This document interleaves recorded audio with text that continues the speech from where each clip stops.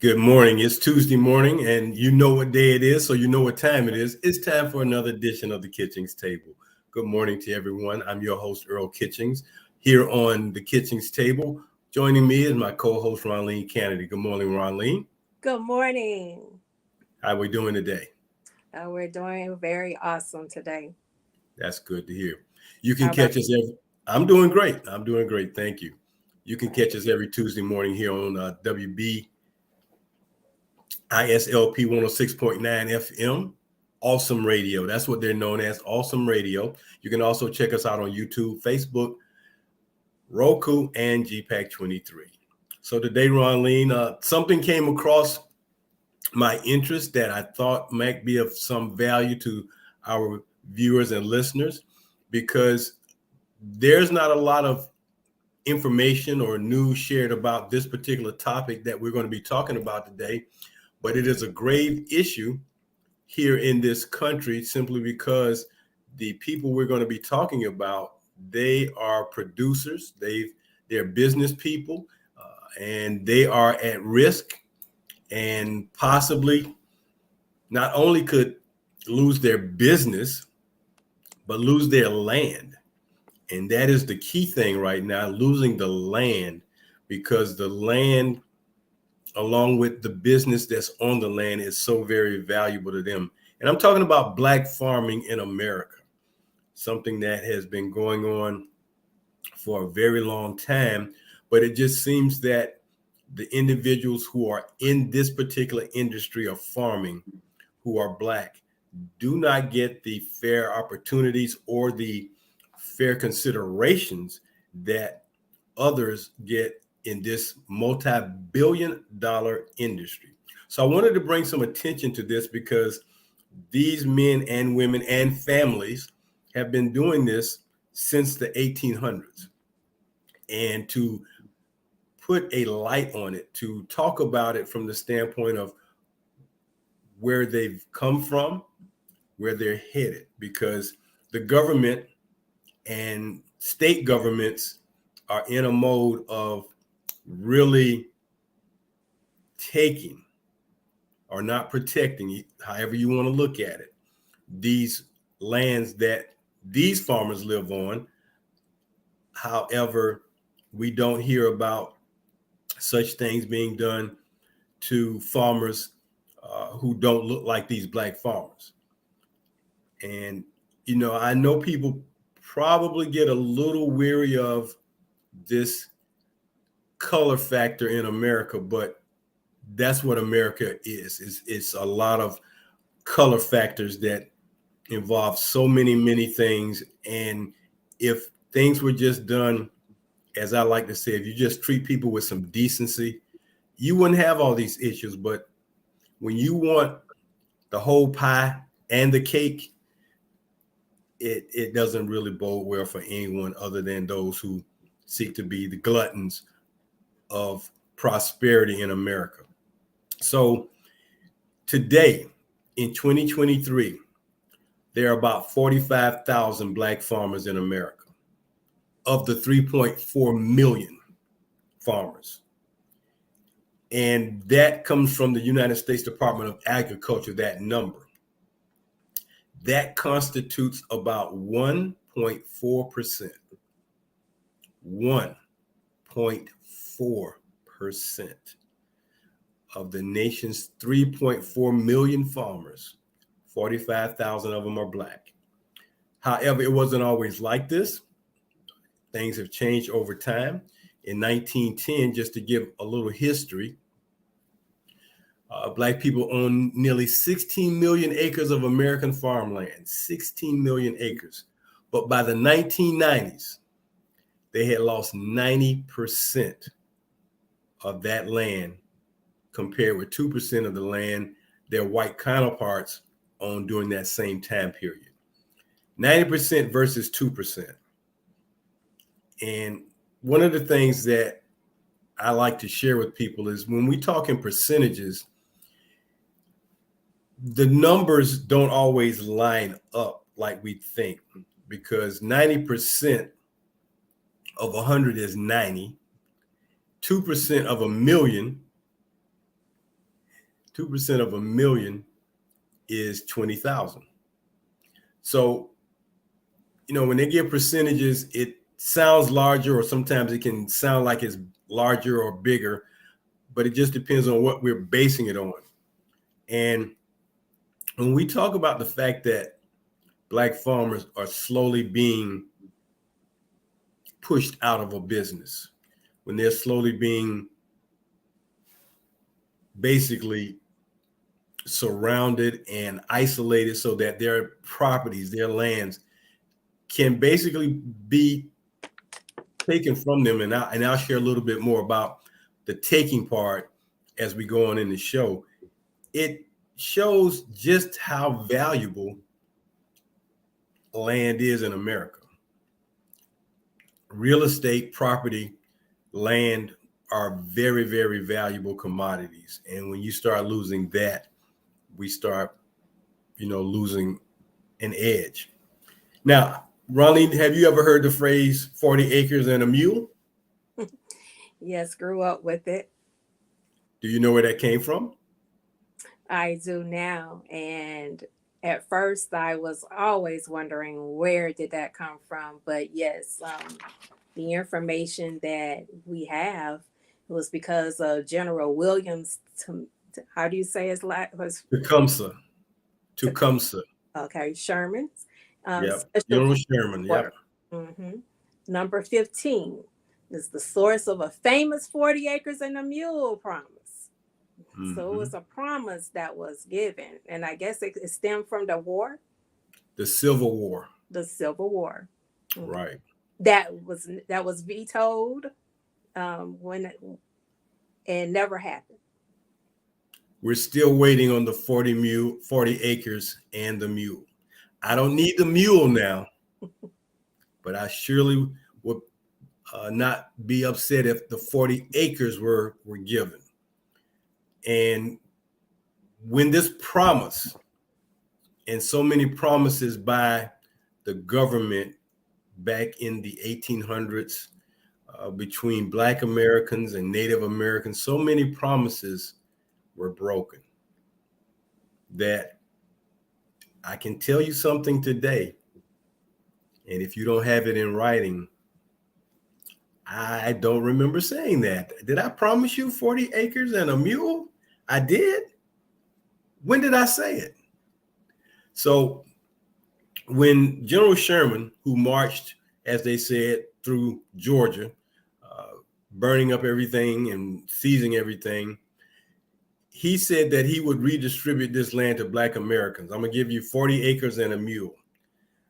And a lot of this was off the Sea Islands, off the Georgia coast. And of course, the Sea Islands are anywhere from Savannah, Georgia, down to what is now known as Kingsland, Georgia.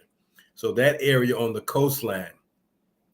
But of course, lawmakers and military leaders and, at that time, abolitionists,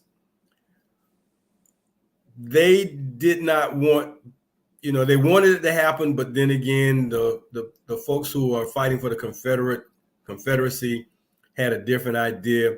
So the plan was to offer homesteads to enslaved people on federal land in Mississippi, Alabama, Arkansas, and Florida.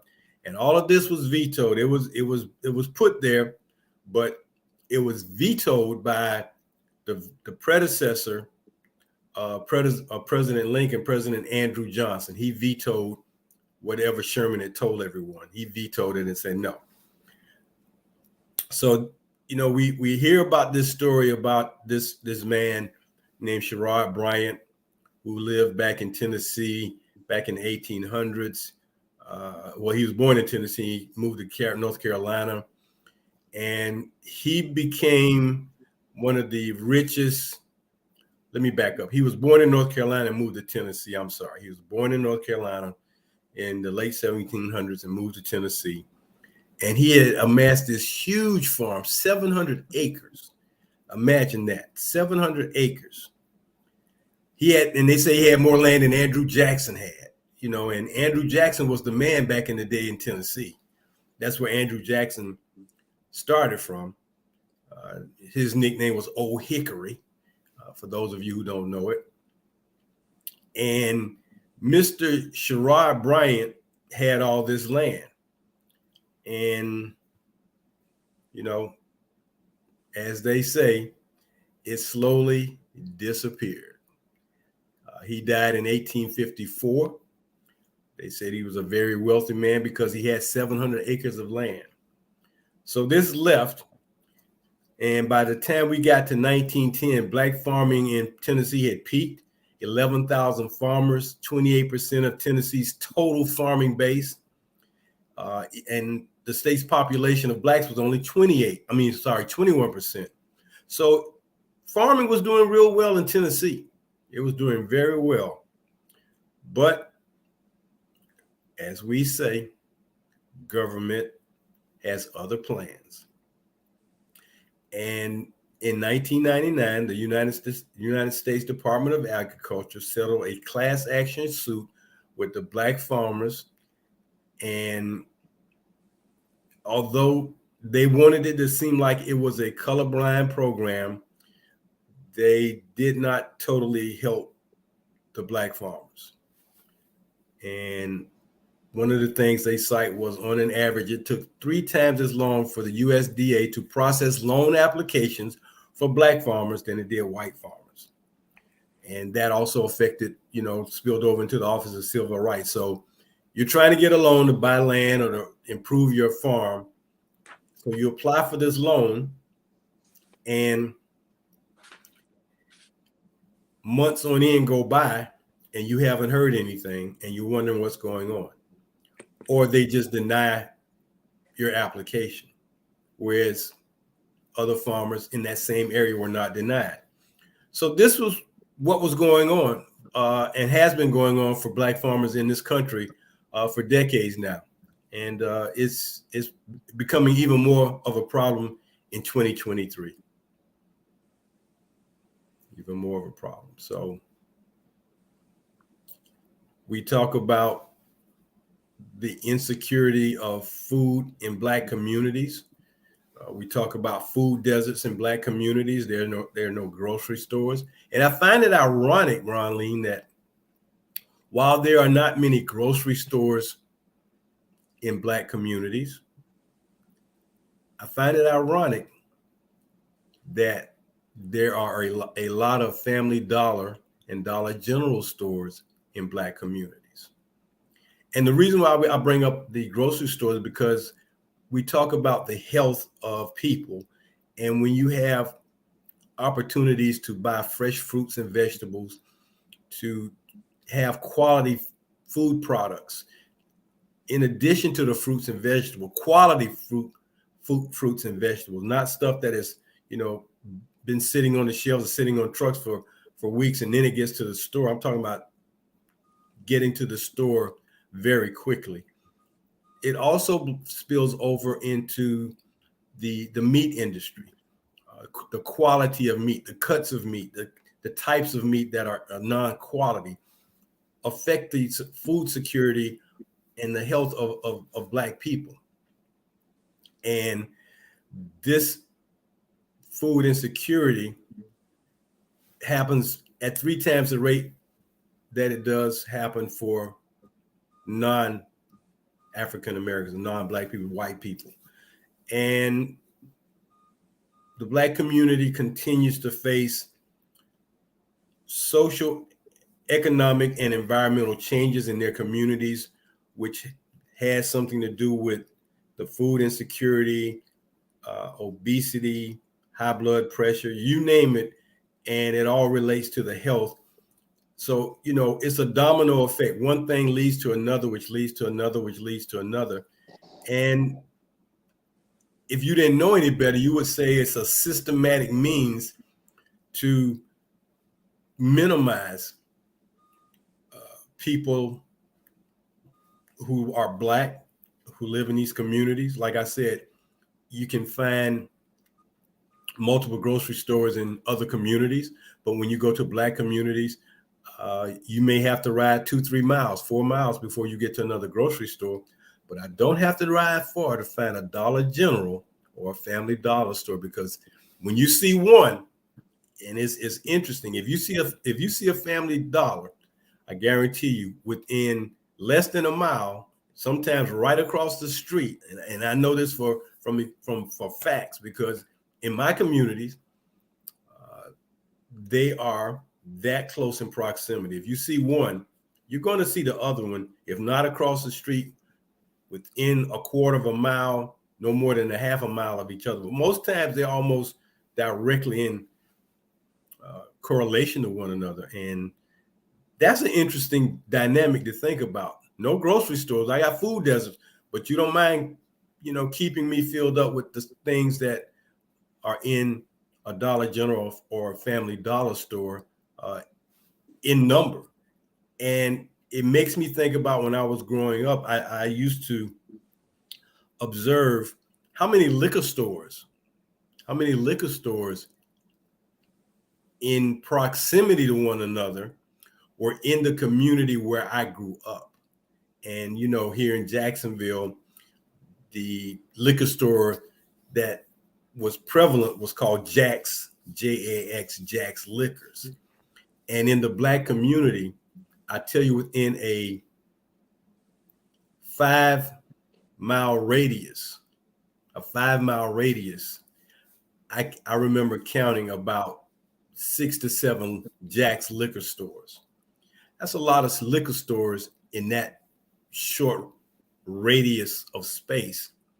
But if you ask me to count how many grocery stores was in that same amount of space, it was probably half, or not even equivalent, to that. You might have 2 to 3, 4 maybe.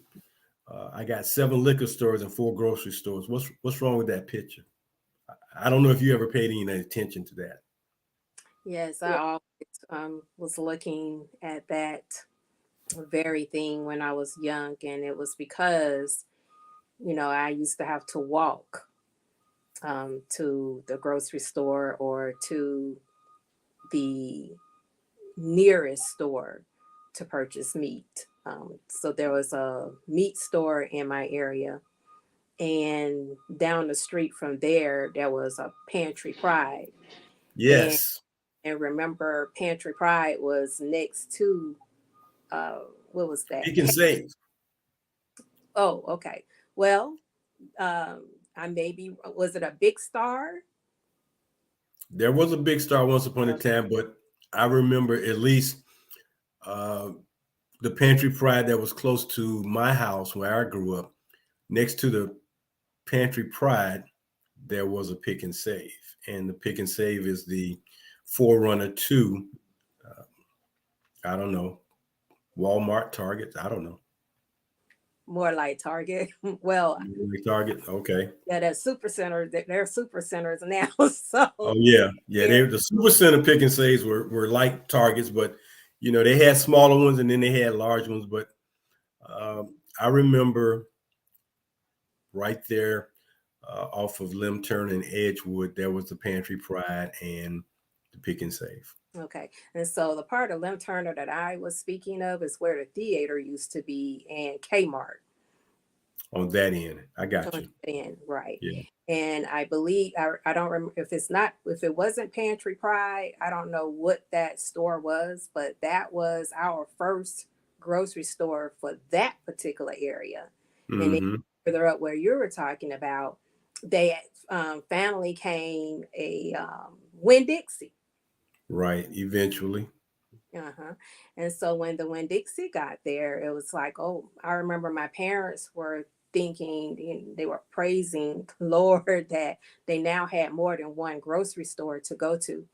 And Don and Son Meat Store is the meat store that I often frequent to purchase the better cuts of meat because Mm-hmm. they were thinking about, by the time they got, purchased the meat or whatever, they were not getting the better cuts, in which we found out that Exactly. later. Right. So, with that said, you're right, you spot on dealing with the food deserts and how they occur. And, and further reading on what you were talking about, it just brings to mind, the manufacturing of, how we get our products and things like that. So it's like when our health is being attacked, we're not able to get the quality foods. And I just heard my goddaughter say, even shopping at Walmart now is like she has to find a better food source, because it seems like time you get the food home, and if you don't cook it within a few days or whatever, it's gone bad. And she's like, and it's not that it's organic food like with the fresh market here, wherein you're getting that straight from the farmland, and you need to be cooking it within a day or two. So Right. it's Right. like, okay, are these foods sitting on in a container somewhere, under refrigeration or part refrigeration or what have you? And now we're getting them into our neighborhoods. And of course, this remind me of a segment dealing with good times. Remember that show that came out Hmm. in the 70s? Okay, so with Florida Evans, when she was being approached by a young doctor, it was a female African American doctor, and she said, it really, in her paraphrasing, it really bothered her for how we come to the doctor and we show up and with all of this inflammation and things wrong with us, but we're eating the wrong food. And Ms. Evans said, look, all we're doing is purchasing the food that's available to us, and we're just trying to survive. You know, Right. Often the cheaper food is all that we can afford in order and still pay our rent and keep, just not just a roof over our head, but keep the utilities going. So, that changed the paradigm, that shifted for me. And when I think about what's happening with the farmers now, um, right now there's a lawsuit going on about Hmm. the chemicals, the pesticides that they're using that's killing them, in order for them to make a living. So you're getting killed from the food that you eat, you're getting killed from trying to make a living, and now you're having your property pulled from you. Yes. That And again, we talk about what part in this whole process our government plays in it. And, it's sad that the government can be for you at the same time they can be against you. And as you were talking about the grocery stores in our communities when we were growing up, uh, and I'm sure people who are listening and watching can identify the names of grocery stores in their communities, because each community has a particular chain of grocery stores that they grew up with. I know it wasn't a big chain, but the local grocery store that was known to Black communities was called Daylight Groceries. Daylight had, I know, two grocery stores in the Black community. And when I think about it, Ronleen, um, there were more grocery stores in the community when we were growing up, probably, than what there are now, because where where once was a Winn Dixie, there's now a church in that entire building. But it just goes to show how things have changed. And again, when we talk about looking toward government to assist or to help or be that relief, again, they can come to your aid, but at the same time, they can be taking away from you at the same time. And Eric Meredith of the Feeding America, he's a consultant for Feeding America website, cited that Black farmers rather have lost more than 12 million acres of farmland over the past century.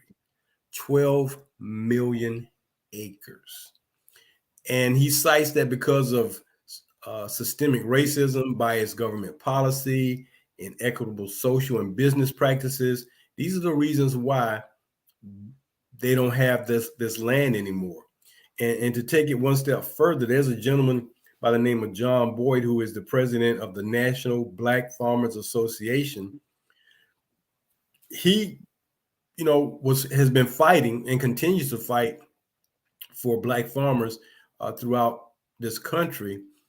And he went, to the government, and the government said they were going to provide some relief during this pandemic. And they did provide this relief, but at the same time, it took a while. And one of the things that was mentioned was fighting for this relief over 3 decades, which was called Emergency Relief for Farmers of Color. It was passed and signed into law by President Biden in the American Rescue Plan Act of 2021. But then what he states was, what could be worse than having another president overturn legislation you enacted to help Black and other farmers of color during a pandemic, repealing your own legislation to take it away while they're being served foreclosure notices in a recession with the highest record of input costs in 40 years. So again, here's relief, but then I'm going to take your farm. If you don't hurry up and pay these bills, I'm going to take your farm. Well, I'm waiting on my money from the government to come to help me pay my bills. Sir, this is the deadline for you to pay this. The money from the government is coming. I mean, I can't make the government rush. So you have these type of practices, and a lot of it, goes against the betterment of taking care of Americans, because when we talk about money being allocated, and again, think about how much money has been sent to Ukraine to help them fight a war against Russia. Billions of dollars in either aid or subsidies. And farmers in America, Black farmers in America, are struggling. These people, these farmers who help to put food on tables across the country, are hoping that the government is going to do what they said they're going to do with these rescue plans and these other acts to help them in overcoming these things. But the debt relief that they're looking for is not always in place. And Mr. Boyd went on further to say he called out PepsiCo, which is the parent company of the Pepsi Cola company, called them out for continued discrimination after a year and a half of all talk, but they couldn't get a contract with PepsiCo. And what they were trying to do was to get them to share that pie. You use products for your products, and you're not using farm products from Black farmers. But yet, if you look at the amount of products that Blacks are using that you sell, it doesn't balance out. So he called Pepsi out. And, Pepsi, or PepsiCo, was the parent company of the longtime pancake brand called Aunt Jemima. And they said, well, we're going to start going branding it as Aunt Jemima. We're going to take that picture and the name down because it became a racial stereotype. So PepsiCo said, well, we're going to stop doing that. Well, after you've made all this money over all these years selling Aunt Jemima pancakes and Aunt Jemima syrup with this Black lady on the box for all these years, now you want to say, well, you're going to get righteous and say, well, we're not going to do this anymore. Okay, but does that mean you have to cut the Black farmers out from purchasing their products to use in your products so that they can continue to survive and have a life and have a business and don't lose their land because they can't pay the bills because they're not getting a fair shake at the bargain table, or at the table where they got to do some things? So this is what these farmers are dealing with. 45,000 now. 45,000 Black farmers out of 3.4 million. Again, 1.4% of all the farmers in America are Black. 1.4%. And that is not acceptable. But this is what we're dealing with at this time. So your thoughts? Along with all the other things that they're dealing with, So again, they're dealing with healthcare, they're dealing with trying to put food on their table, they're dealing with whether or not their land is going to be taken away from them today or tomorrow. And further that, what happens to their family? And further that, where will we get our food from? Where will our supply chain come from? So it affects us all across the board, and it's really plague. It's like a plague, if you will. We saw how this pandemic wiped through from coast to coast, from state to state, from one country to the other. South America, North America, I don't believe anybody was saved from that. So, Mm-hmm. with that, and then as you say, we need money right here where we live, but that money is being reallocated to somewhere else, not even a part of our country at all. And yet we are dying by the thousands, by the millions, and it's like, okay, are we going to get to the point where we're extinct? You know, uh, does it really have to go that far? Why can't the bleeding stop today? And it was very interesting of what you said was the overturn of the votes, how it's voted on that the money comes here, and yet it is overturned, Yep. in the same notion that, oh no, we're taking this money elsewhere. And this is all we've been talking about for the last 2 months of, as you say, follow the money, of where the money is going, how and who is it helping, who's benefiting from the thing. And so with PepsiCo, very sad. I think a lot of African Americans consume their products in one way or the other. If it's not through food, it is through drinks. So with that, our African American dollars are not coming back to us. They're steady taking from us. We're steady giving it because that is our way of life. That is part, that's inducted into our culture. We depended on them.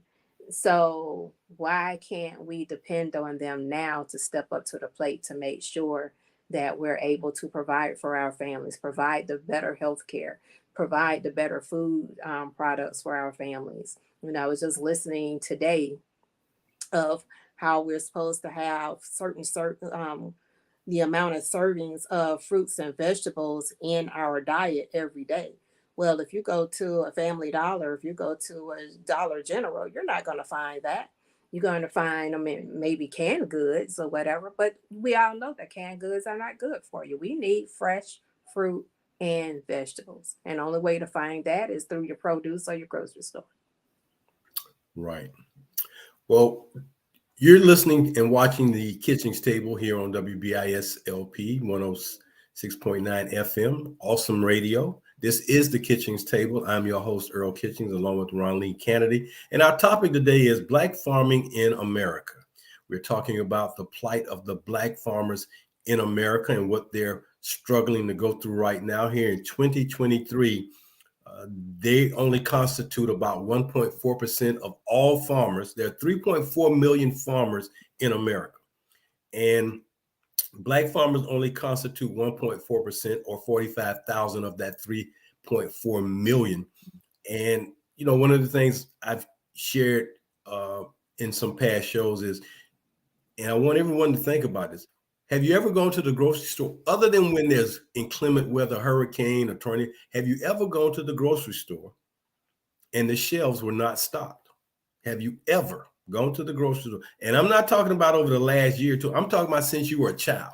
Have you ever been in a grocery store and the store shelves were not stocked? That's something you need to think about, because it's like, how does that cycle of things happen so that there's always food in grocery stores? And then how many grocery stores in communities are there, and all of them are stocked? So you go from community to states. If someone asks, well, how many grocery stores in this are in the state of Florida, state of Georgia, state of Texas, or California? Well, thousands, but they're always stocked. So these 3.4 million farmers, including the 45,000 Black farmers, make the difference of what our dining tables look like. But Ron Lee, if you think that's some dreary weather, let me tell you what is now coming down the pipeline for Black farmers, because it's getting to be critical. Because as was done to the Native Americans, land is what is being sought after. So I found something on a website called The Reason, and what it said was this: one of the nation's largest automakers, and of course, there aren't many automakers in this country, but one of the largest, has plans for construction projects for the state of Tennessee. And what they're talking about doing is basically taking the land that's needed to build this manufacturing plant by eminent domain. Now, I want you to explain, Ron Lee, before I go any further, what eminent domain is. Simply put, when the government says, I want your land, they'll offer you pennies on a dollar of what your land is worth. But if you don't take it, they're gonna take your land. Plain and simple, and there's nothing that you can do about it. Okay. So I'm gonna make you an offer, Ron Lee. You have some land. You have, let's just say you have 100 acres. I'm gonna offer you $2,000 an acre. It's worth $5,000 an acre, but I'm gonna offer you $2,000 an acre. If you tell me no, okay, I'm gonna offer you $2,500 an acre. If you tell me no, I'm gonna come back and say, well, if you don't sell it, we're gonna put it under eminent domain because we need it for a project, or we need it for something that's going to bring jobs or whatever.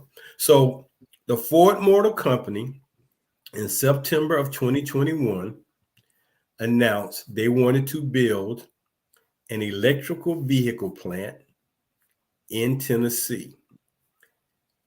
And they were going to commit $11.4 billion to this. Additionally, two EV, and that's the name that they use now. EV is electric vehicles. Two battery factories were going to be also built in Kentucky, and these were going to be built at a price of $5.6 billion. And these companies would manufacture trucks and batteries. And Ford touted the fact that when they open up this plant, 2025, they're going to hire about 5,800 people. That sounds like a good deal if they're not taking your land.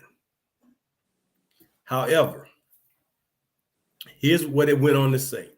In return for picking the state of Tennessee, state lawmakers overwhelmingly approved legislation that will grant Ford $884 million in state incentives.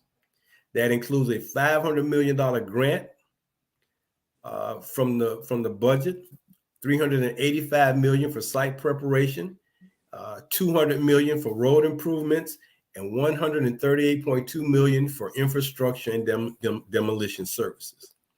Now, where this becomes critical to Black farmers is this: when they want to have this infrastructure and these roads that cut through farmland to get to this plant, and that land is owned by Black farmers, they're going to offer X amount of dollars. And if the government, if the Tennessee state legislature, and in today's time, we've already seen how they act, with people with black people. You already see how they act, and they expelled 2 lawmakers because they were standing up for what they feel is something that needs to change. But they're going to see something different. And in West Tennessee, there's an 11-person board with the power to execute contracts on the behalf of this development. They call it the Mega Site Authority of West Tennessee. It can also take privately owned land via eminent domain in order to facilitate construction of this facility and supporting infrastructure. Let me say that again. The bill that they want to pass, it apportioned $745,000 to this authority, an 11 person board, probably with no black people sitting on it, and gave them the power to execute contracts on behalf of the development, which is the Ford Company. And they also have the power to take privately owned land via eminent domain in order to make this vehicle plant come to life. Additionally, it says that the state is planning to seize privately owned farmland while only paying a pittance to the owners, far from the fair market value. Now, here's something interesting in this whole dilemma. We're talking about Tennessee. However, the state of North Carolina is involved too. To reach the facility, the North Carolina Department of Transportation plans to build a highway interchange plus a road leading from the interstate to the Blue Oval City, and the path will cut through an area of farmlands whose residents are disproportionately black. Of the 35 total tracts of land, not acres, tracts, the state still needs 20 tracts, and it has filed several lawsuits. So let me put this in dollar figures for you. Here's an example that was cited. The state sued a gentleman for an acre of land. While the land in the area sells for $200,000 or more per acre, the state offered only $8,100. Then it sued another person for 10 acres of this land, 2 acres where the road would be built. So 10 acres of land at $37,000 is $3,000 per acre when they're saying the acreage is worth $200,000. This is what's going on in Tennessee. Now, in North Carolina, a Vietnamese automaker called VinFast is building an EV factory on rural land. In addition to providing $1.2 billion in financial incentives, the North Carolina government is currently trying to take 27 homes, 5 businesses, and a church using eminent domain. That's where black farmers are right now. This is what they're having to deal with. The government wants to build these factories. Well, it's going to give us more jobs. It's going to do this. It's going to do that. And we need your land. So here's the offer. Take it or leave it. And if you don't take it, we're going to take it from you. That's what's going on in 2023, Ronleen. Not yesterday, not 100 years ago, not 50 years ago, in 2023. This is what's going on.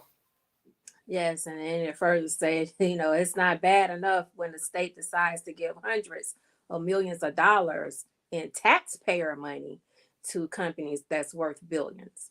But it's truly abhorrent to seize land from privately owned hands simply because, and I just want to add, they can. And for those people who don't understand what eminent domain is, this is a big picture of eminent domain. A smaller picture could be your house could be in a position that they're trying to build something, put a road through, infrastructure, and they will offer you a price.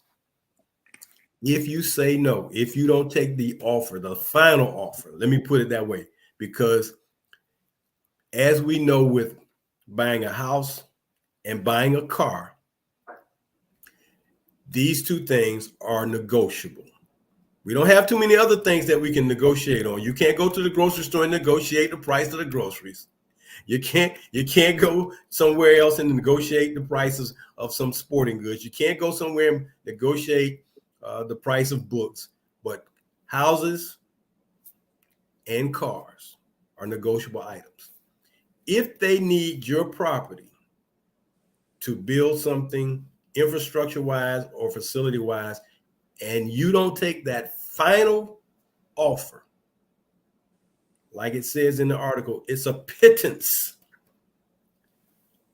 A pittance.